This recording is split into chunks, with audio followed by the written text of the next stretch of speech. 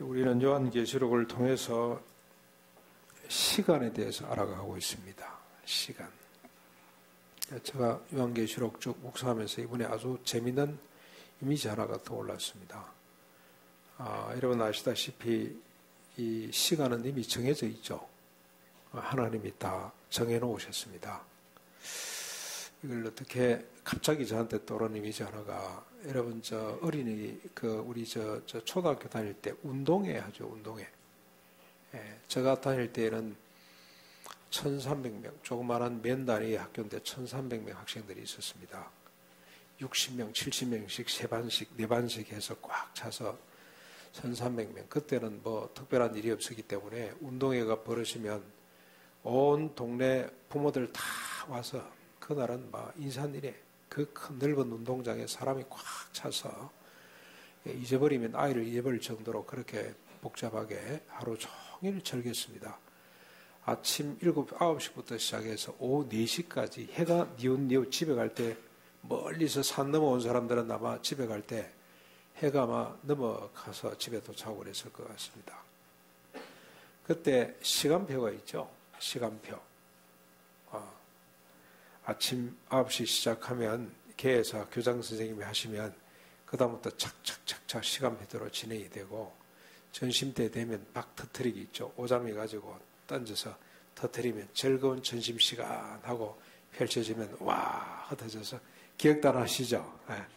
그러면 딱 부모들하고 같이 형제들 3, 3, 5, 삼촌도 오고 막 다 옵니다. 그날은 농사일 다 멈추고 같이 밥 먹고 즐기고 밤도 먹고 특별 음식을 먹고, 그러고 나면 또 오후에 이제 고학년 릴레이 시작되고 그다음에 또 하고 마지막에 기마전이 있었습니다. 하고 난 뒤에 이제 줄다리기가 마지막인데요. 가장 재미있었던 것은 기마전 같습니다. 기마전. 그 시간표대로 착착착 진행이 되죠. 그래서 해가 지면 집에 돌아갑니다. 돌아가는데 요한계시록을 보면 마치 시간표가 짜여진 것 같아요. 착착착착 시간표대로 진행이 됩니다.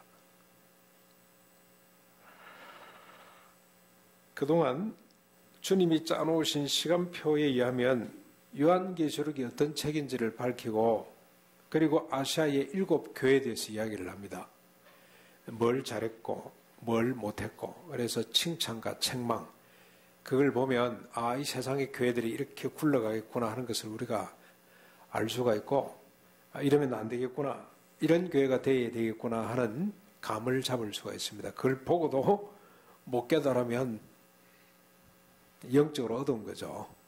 우리가 이 시간표에 대한 신뢰가 없든지 마음이 딴 데가 있든지 그렇습니다. 초등학교 저학년 때는 혼돈이죠. 혼돈. 시간이 어떻게 흘러가는지 순서가 뭔지 모릅니다. 그냥 맛있는 거 먹고 엄마 아빠가 옆에 지켜봐 주고 찰밥 먹는다는 이 기쁨 때문에 그냥 뭐 순서 별로 모르고 지납니다. 그러다가 자기 달리기도 빼먹고 상도 못 따기도 하고, 뭐 저는 뛰어와야 맨날 뒤에 한 명 따라오던데요. 그러고 집에 가서 늘 변명을 하고 그랬습니다만, 8명 뛰는데 한 명 따라오면 몇 등입니까? 7등이죠. 근데 우리가 성경을 보면서 시간이 어떻게 굴러가는지를 모른다면, 교회가 어떻게 가야 될지를 모른다면 영적으로 둔한 거죠. 여러분 에베소 교회 기억나시죠? 칭찬했습니다. 뭘 칭찬했습니까? 말씀대로 교리대로 잘 살았다는 걸 칭찬했습니다. 그러나 촛대를 옮겨버리겠다고 할 만큼 주님이 경고하셨죠. 무엇 때문에 그렇습니까? 사랑을 잃어버렸기 때문에. 그래서 에베소 교회는 진리를 찾다가 사랑을 잃어버린 것 같습니다. 그래서 하나님이 촛대를 옮기겠다고 경고를 하셨어요. 돌이켜보고 돌아보고 어디서 잃어버렸는지를 잘 찾고 빨리 사랑을 회복하라 그랬죠. 그 외에도 여러분 칭찬과 또 경고가 기억나리라고 봅니다. 그리고 난 뒤에 주님께서 요한을 소환했습니다.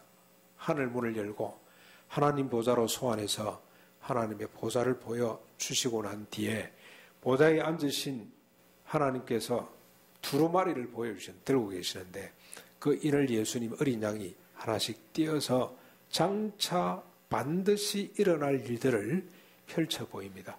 하나님의 시간표가 어떻게 짜여지는지를 하나하나 살펴보여 주십니다.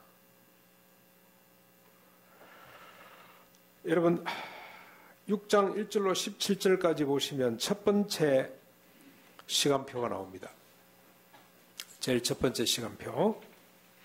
찾으실 것도 없습니다. 제가 한번 정리를 해볼게요. 제일 첫 번째 시간표인데 재앙입니다. 세 시간표가 나오죠. 큰 시간표 3개가 나옵니다. 그걸 이렇게 보시면 됩니다. 때를 띄었더니 이 두루마리를 띄었더니 첫 번째 재앙이 7개 나오고 그 다음에 나팔 재앙이 7개 나오고 그 다음에 대접 재앙이 7개 나옵니다. 요 7 사이에 하나씩 하나님께서 그 교회를 위로하고 격려하는 말씀이 사이사이에 들어가 있다고 보시면 되겠습니다. 큰 시간표가 이 큰 3가지입니다. 근데 3가지를 또 보니까 7개. 근데 마지막 7개는 다음 첫 번째하고 중복이 되어 있습니다. 그런 구조로 되어 있는데 첫 번째 인을 떼니까 7 재앙이 예언이 됩니다. 6장 1절로 17절까지 제가 이게 PPT로 띄우려고 이 보나 안 보나 마찬가지입니다. 지극히 단순합니다. 간단합니다. 한번 정리를 해보면 첫 번째는 세계적인 전쟁이 일어나게 됩니다.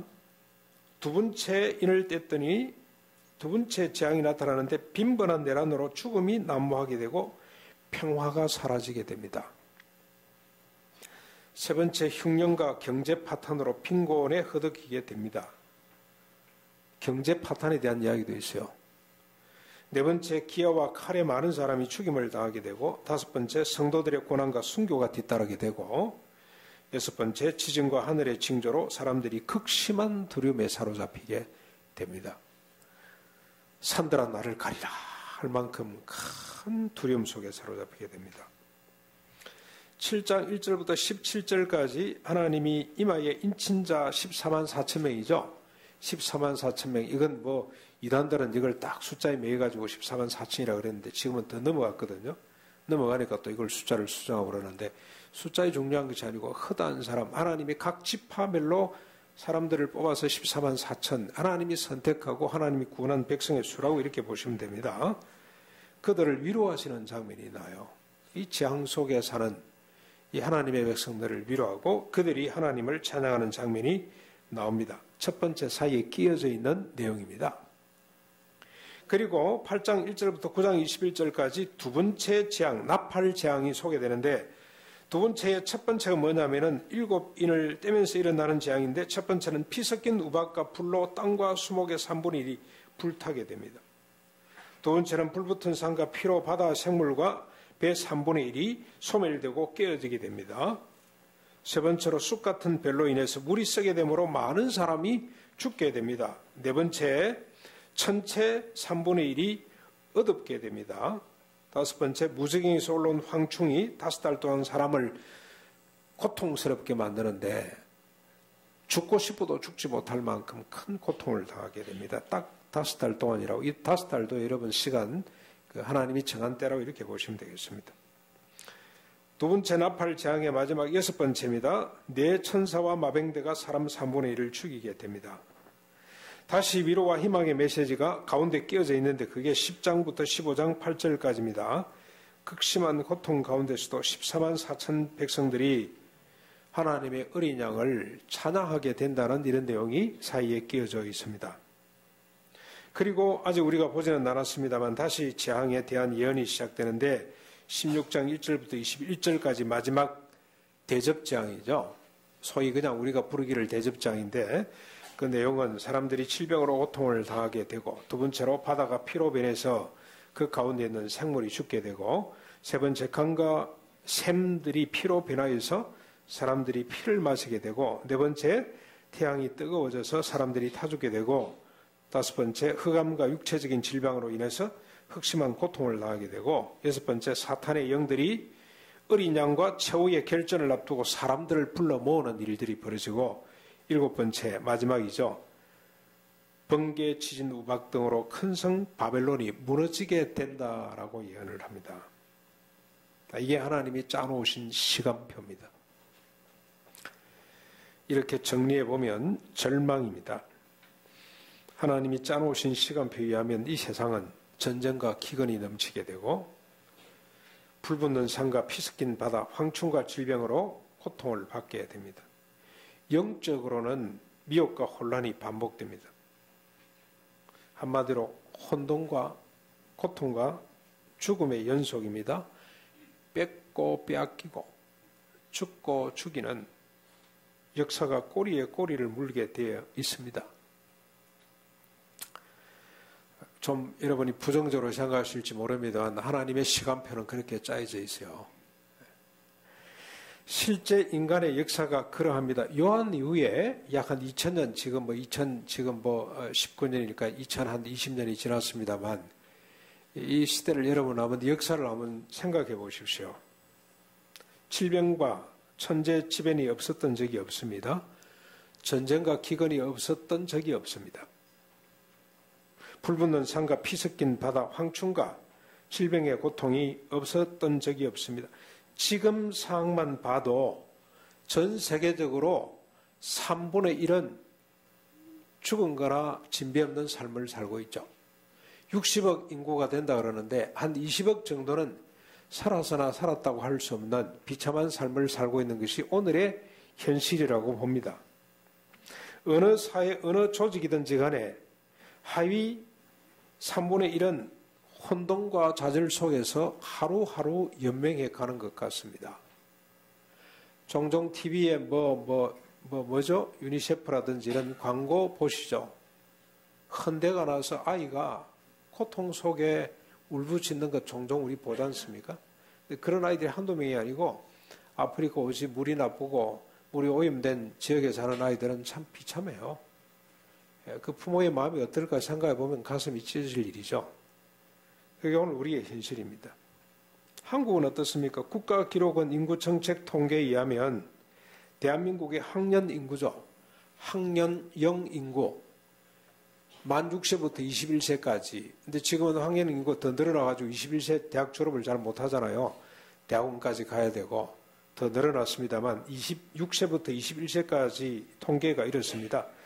1960년대에 855만 2천 명. 제가 초등학교 다닐 때 숫자입니다. 그러다가 제가 신대원 다닐 때 1980년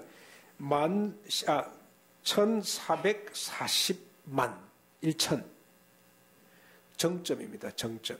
대한민국 역사에 가장 많았을 때입니다. 그러다가 2000년 들어오면서 1138만 3천 명으로 줄어듭니다.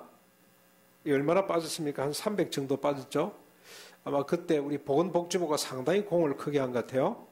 우리 동기 목사님 한 분이 쌍둥이를 놓고 또 임신을 했는데 보건소 직원이 와서 계속 따라다니면서 지우자고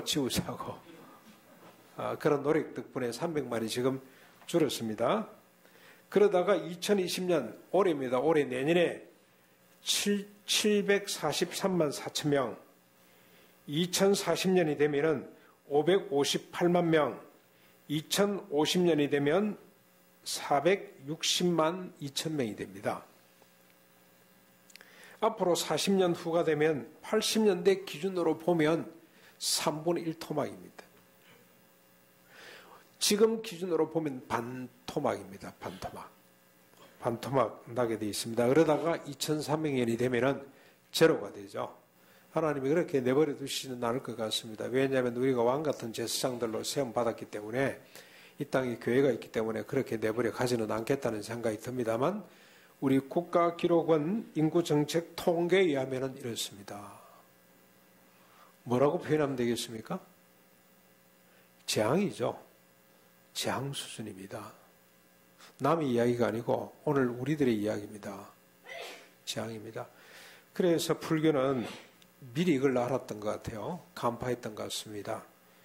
인간의 존재를 고통으로 보고 인간이 살아가는 세상을 고해로 본 것 같습니다. 고해 같은 세상.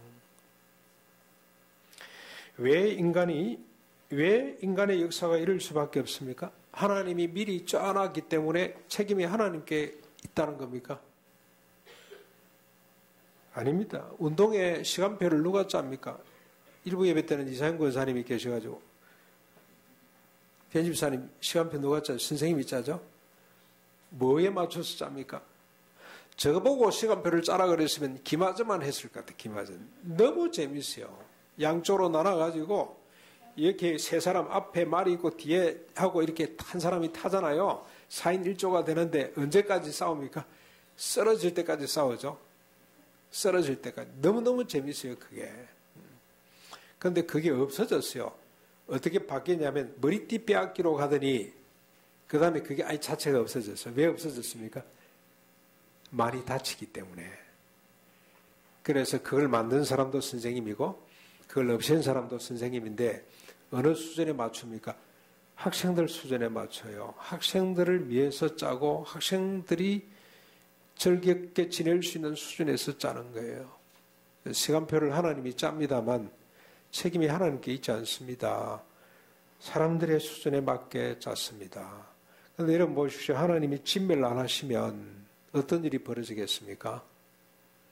그 자체는 더 끔찍한 고통입니다. 그래서 하나님이 죽이시고 진멸을 하신다는 것이 얼마나 큰 복인지 모릅니다. 복인지 모릅니다. 지금 전국의 교회들마다 기도원 지어놓고 그게 예물단지가 됐습니다. 없애지도 못해요. 또 아까워서 돈이 더 많이 들기도 하고 없앨라 그러니 돈이 엄청 든단 말이죠. 있다는 게 그게 고통일 때가 있어요. 없애는 것이 훨씬 복일 수가 있습니다. 왜 하나님이 시간표를 이렇게 짰을까요? 다시 말하면 왜 인간들이 이렇게 삽니까? 거기에 대해서 자세한 언급이 없어요. 성경이 별로 없습니다. 요한계시록을 보면. 그런데 왜 언급이 없냐면 이미 구약 성경에서 다 밝혀놨습니다. 한두 분이 아니고요. 선지자를 통해서 계속해서 말씀하셨어요. 모세를 통해서도 말씀하시고 엘리야, 엘리사를 통해서도 이사야, 예레미야를 통해서도 말씀하시고 하나님이 말씀하고 말씀을 했기 때문에 또 밝힐 이유가 없습니다. 그런데 지금까지 우리가 묵상한 계시록 중에서 한 군데 아주 짧게 하나님이 왜 이런 시간표를 정했는지, 왜 인간이 이렇게 살 수밖에 없는지 이유를 밝혀놓고 있습니다. 그게 9장 20절부터 21절입니다. 여러분 한번 찾아서 한번 보십시오. 오늘 보면 바로 위에죠. 우리 같이 한 목소리로 한번 읽어보겠습니다. 9장 20절로 21절까지 같이 읽겠습니다. 시작. 이 재앙에 죽지 않고 남은 사람들은 손으로 행한 일을 회개하지 아니하고 오히려 여러 귀신과 또는 보거나 듣거나 다니거나 하지 못하는 금은 동과 목석의 우상에게 절하고 또 그 살인과 폭술과 음행과 도둑질을 회개하지 아니하더라. 이 재앙으로 죽고 남은 자들이죠. 이 재앙이 뭡니까? 네 천사가 사람 3분의 1을 죽이는 이 재앙 끝에도 사람들이 회개하지 않습니다. 손으로 행한 일을 회개하지 않습니다. 오히려 여러 귀신 또는 보거나 듣거나 다니거나 하지 못하는 금은 동과 목석의 우상을 만들어 놓고 절하고 또 살인과 폭술과 그 살인이죠. 그 살인 죽은 사람들이 했던 것과 똑같이 그 살인 폭술 음행과 도둑질을 회개하지 아니하더라. 재앙으로 3분의 1이 죽임을 당했음에도 남아있는 자들이 회개하지 않습니다. 죽은 자들과 꼭 같은 길로 간다는 뜻입니다. 죽은 자들이건 살아남은 자들이건 그들이 당하고 당할 수밖에 없는 고통의 원인은 우상 숭배, 살인, 폭술, 음행, 도둑질을 멈추지 않는 것입니다. 그럼 여러분 또 우리가 물어봐야 돼요. 인간이 왜 이런가? 왜 이런 짓을 멈추지 못하는가? 우상을 만들어 섬기고 살인하고 음행하고 도둑질하는 것을 왜 그들은 돌이키지 못하는가? 돌이킬 수가 없죠. 왜 돌이킬 수가 없는가? 왜 그렇습니까? 인간은 자기 이권, 자기 만족, 자기 연민, 자기 도취에 빠른 존재이기 때문에 그렇습니다. 인간에게는 이것들을 거부하고 개선할 만한 힘이 없습니다. 인간은 존재 자체가 우상 숭배, 살인, 폭술, 음행, 도둑질, 자기 이권, 자기 만족, 자기 연민, 자기 도취에 빠져서 살 수밖에 없습니다. 그래서 솔로몬은 성각자죠. 솔로몬은 이렇게 고백을 했습니다. 살아 아직 살아있는 자보다 죽은 지 오래된 자가 더 복되고, 아직 살았다 이 말은 언젠가는 죽을 텐데 아직도 살아있다 그런 뜻이죠. 살아있는 자보다 죽은 지 오래된 자가 복되고, 이 둘보다도 아직 출생하지 아니하여 해 아래에서 행하는 악한 일을 보지 못한 자가 더 복되다고 이야기를 했죠. 이게 전도서 4장 2절 3절에 나오는데 이게 다시 나옵니다. 6장 3절에서 5절까지 다시 반복해서 이야기를 하는데, 여기 태어나지 못하고 죽은 자를 낙태된 자라고 그렇게 표현을 했어요. 예. 산 자보다 어떤 사람이 복됩니까? 죽은 자가 더 복되고, 죽은 사람보다 어떤 사람이 더 복되다고요? 어머니 태중에서 태어나지 못하고 낙태된 자가 훨씬 더 복되다. 왜 그렇습니까? 해 아래에서 행하는 악한 일을 보지 못했기 때문에 그렇다. 이게 인간의 모습이고, 이게 솔로몬이 깨달은 인간의 참상입니다. 실존입니다. 실존. 이런 세상과 시간표 속에서 성도가 어떻게 살아야 할 것인가, 이 질문 앞에 우리가 서야 됩니다. 개인의 상황 관리 차원이 아닙니다. 우리가 이런 세상에서 어떻게 살아남을 것인가, 그런 차원이 아니라 대안적인 삶을 찾고 또 이 세상의 그 삶을 제시하기 위해서 이 질문 앞에 우리가 서야 됩니다. 왜냐하면 성도는 예수 그리스도께서 자신의 피로 값주고 사셔서 하나님께 드려진 존재이기 때문에. 근데 하나님께 드려져서 뭐가 됐습니까, 우리가? 주님이 우리를 피로 값주고 사서 하나님께 드렸습니다. 뭘로 드렸습니까? 이 계시록이 아주 중요한 내용이죠. 누구를 위하여? 하나님 아버지를 위하여 우리가 어떻게 됐습니까? 나라와 제사장으로 드려졌어요. 나를 위해서가 아니고요. 하나님을 위하여, 다시 말하면 하나님을 대신해서 왕 같은 제사장으로 드려졌기 때문에 우리가 이 질문 앞에 서야 됩니다. 이 시간표를 들여다봐야 돼요. 성도는 사사로운 개인적인 인식이나 감정에 갇혀 있으면 안 됩니다. 하나님의 시간표를 지켜봐야 됩니다. 그리고 어떤 순서가 진행되고 있으며 앞으로 어떤 순서가 다가올지를 파악하고 있어야 됩니다. 어떤 재앙이 지금 진행되고 있고 어떤 재앙이, 고통이 닥쳐올 것을 우리가 파악하고 자신뿐만이 아니라 세상 사람들을 준비시켜야 돼요. 좀 전에 말씀드린 것처럼 제가 저학년 때는 먹는 데 정신이 팔려가지고 시간표가 어떻게 작동되는지 도무지 관심이 없고 혼돈이잖아요. 1학년, 2학년들 아무것도 몰라요. 그러면 선생님이, 체육 선생님이 주관을 해서 진행을 하는데 고학년들이죠. 6학년 언니들이 준비를 시키죠. 운동에 필요한 소품들이 엄청 많습니다. 그때는 돈이 없어가 그런 것 같아요. 지금은 돈이 많아서 어떻게 운영이 되는지 모르겠는데 실내 체육관에서 하고 막 그러겠죠. 그런데 그때는 돈이 없어가지고 신발장, 60명씩 들어가는 교실이다 보니까 신발장이 우리 키보다 더 큽니다. 그걸 각 교실에 있는 신발장을 다 동원해서 운동장 한 켠에다가 본부를 이렇게 집을 만들어 놓고 그 안에 온갖 소품을 다 정리해 놓고 체육 선생님의 지시에 따라서 고학년 학생들이 착착착 준비해서 진행을 시키죠. 예, 저학년들 릴레이 합니다. 그러면 줄을 세우는데 이놈 세우면 저놈 도망가고 정신이 없어요. 그래도 줄을 열심히 세워서 운동회가 착착 진행되도록 만드는 것처럼 오늘 우리가 하나님을 대신해서 왕 같은 제사장으로 세움을 받은 사람들이기 때문에 성도들이 이 시간표를 들여다봐야 된다니까요. 사사로운 감정에 휘말려 있으면 안 돼요.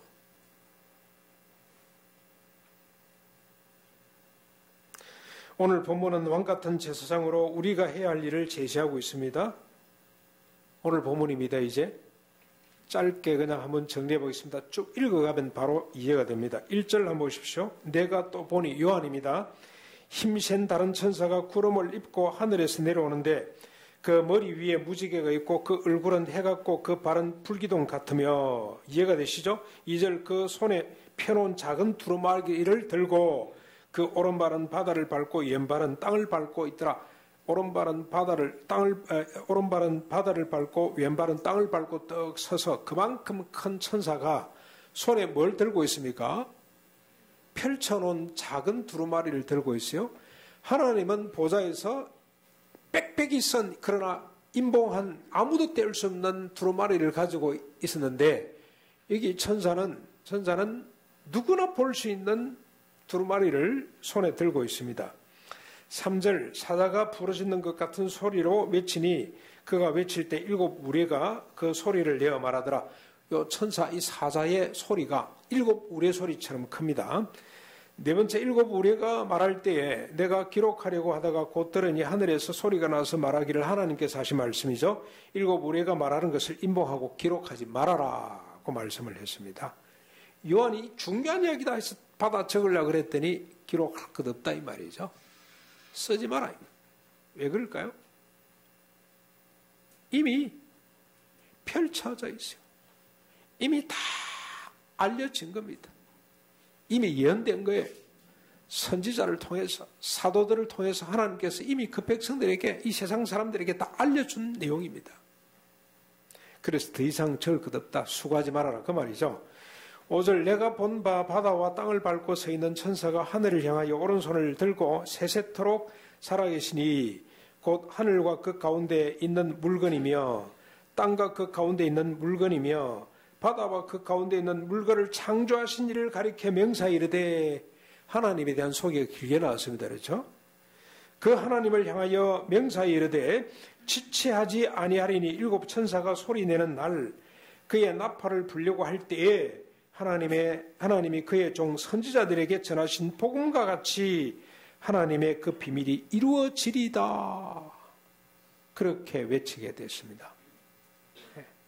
일곱째 나팔이 부는 날 하나님이 이미 밝혀놓으신 복음의 비밀, 하나님의 비밀이 하나도 남김없이 이루어지게 될 것입니다. 그 내용은 뒤에 우리가 한번 살펴보겠습니다. 어떤지 바로 그 다음 절에 나오기 때문에 그 말을 들었습니다. 8절 하늘에서 나서 내게 들리던 음성이 또 내게 말하여 이르되 뭐라고 말합니까? 내가 가서 바다와 땅을 밟고 서 있는 천사의 손에 펴놓인 두루마리를 가지라 하기로 9절 내가 천사에게 나아가 작은 두루마리를 달라 한즉 천사가 이르되 뭐라 그럽니까? 갖다 먹어버리라. 내 배에서는 쓰나 내 입에서는 꿀같이 달리라 하거늘 내가 천사의 손에서 작은 두루마리를 갖다 먹어버리니 내 입에는 꿀같이 다나 먹은 후에 내 배에서는 썩게 되더라. 그가 내게 말하기를 내가 많은 백성과 나라와 방언과 임금에게 다시 예언하여야 하리라 하더라. 요한입니다. 즉 하나님을 위하여 왕과 제사장으로 부름을 받은 오늘 이 땅의 모든 성도들은 두루마리를 받아 먹어야 됩니다. 하나님의 비밀이 적혀져 있는 이미 공개된 복음이죠. 복음. 그 두루마리를 받아 먹어야 됩니다. 받아 먹는다는 것은 두루마리에 기록된 복음의 비밀을 한 자도 빠뜨리지 않고 심령 깊은 곳으로 받아들여 믿는 걸 말합니다. 그리고 요한과 사도는 성도들은 어떻게 됩니까? 이 두루마리를 받아 먹고 끝나는 것이 아니고 어떻게 해야 됩니까? 백성과 나라와 방언과 임금들에게 다시 예언해야 됩니다. 전해줘야 됩니다. 전해줘야 됩니다. 그 두루마리의 내용을 자기가 먼저 먹고 전해야 됩니다. 둘의 교회가 앞으로 어디로 갈 것인가? 하나 둘의 교회가 어디로 갈 것인가? 방향은 간단합니다. 오늘 온 성도들이 이 두루마리를 먹고 이 두루마리를 주변의 사람들에게 예언하는 것이 이게 우리가 할 일입니다. 교회가 해야 될 일입니다. 오늘 종말을 살아가는 왕같은 제사장들이 해야 될 일이 뭐냐? 바로 이겁니다. 이거. 그런데 여러분 보십시오. 이 두루마리가 어떻습니까? 입에는 달지만 배에는 씁니다. 거꾸로 된 것 같죠? 입에는 쓰지만 배에는 달다 이래야 될 것 같은데 입에는 달아요. 그러나 배에는 씁니다. 무슨 뜻이죠? 복음이죠. 복음. 그가 먹어야 될 하나님의 비밀은 복음인데 복음이 뭡니까? 예수 그리스도가 피를 흘림으로 우리를 죄에서 해방시켜 줬죠. 제가 뭐죠? 이 하나님을 향하던 사랑이 자기를 향해 빗나간 것이 죄잖아요. 거기에서부터 우리를 해방했단 말이죠. 그리고 해방으로 끝나는 것이 아니고 이를 사서 하나님이 어떻게 했습니까? 하나님께 드렸어요. 뭘로 드렸다 그랬습니까? 우리가 왕 같고 제사장, 자기를 위하는 것이 아니고 하나님을 위하여 왕 같은 제사장으로 드린 바 되었어요. 이게 복음의 내용입니다. 이 내용은 오늘 우리 이 내용을 믿고 순종하는 우리 예수 믿는 오늘 이 자리에 앉은 우리가 들을 때는 달아요. 답니다. 그런데 이 내용을 알지 못하고 따라도 받아들이지 못하는 사람들에게는 쓸 수밖에 없어요. 여러분 보십시오. 나를 위해 살지 않고 주님을 위해 산다. 그게 얼마나 쓴 내용인지 몰라요. 그런데 우리는 알잖아요. 나를 위해 살아봤자 재앙밖에 없어요. 재앙. 그래서 어찌할꼬 내가 어찌할꼬 하는 탄식했던 하나님 나는 죄인입니다 했던 이 사람들은 이 말씀이 얼마나 단지 모릅니다. 맞아, 이게 비밀이야. 나를 위해 살지 않는 비밀이 있다니 이보다 더 좋은 복음이 없어요. 이보다 더 좋은 소식이 없어요. 그래서 그들에게는 이 말씀이 꿀송이처럼 답니다. 그런데 이 말씀을 받아들이지 못하는 사람은 쑥처럼 썰개처럼 쓰디 쓴 게 이게 또 복음의 비밀이에요. 그런데 오늘 여러분 보십시오. 다른 사람 나는 쓰고 나는 달고 너는 쓰고 그런 뜻이 아니고 여기 보면은 누구에게 쓰고 답니까? 요한이란 말이죠. 요한 한 사람이에요. 한 사람, 동일한 인물 한 사람에게. 요한은 입에는 단데 속에 들어갔더니 있어요. 이게 또 비밀입니다. 무슨 뜻입니까?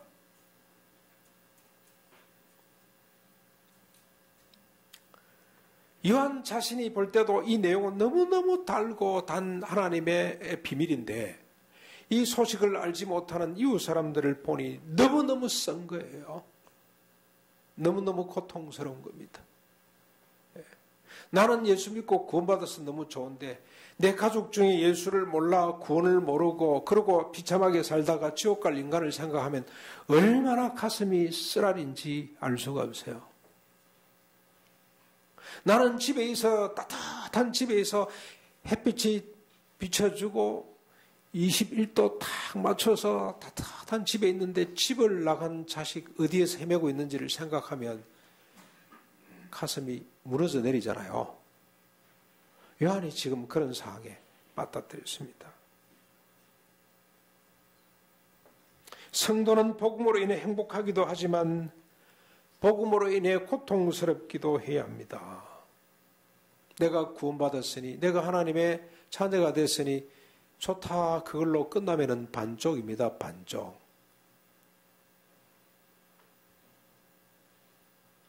세상을 생각하면 고통스러워야 되죠.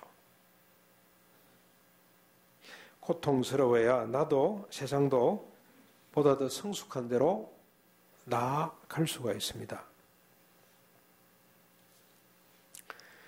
제가 우리 집에 아이 때문에 요즘 많이 깨닫습니다. 종종 아이 예를 많이 듭니다만 강아지 예보다 더 낫겠습니까? 그렇죠? 네. 이놈이 지금 18개월 됐거든요. 이제 사람을 알아보잖아요. 엄마 아빠를 알아보고 할아버지를 알아보고 이렇게 할아버지와 엄마 아빠의 레벨이 다르다는 걸 이해가 이제 깨닫는 것 같아요.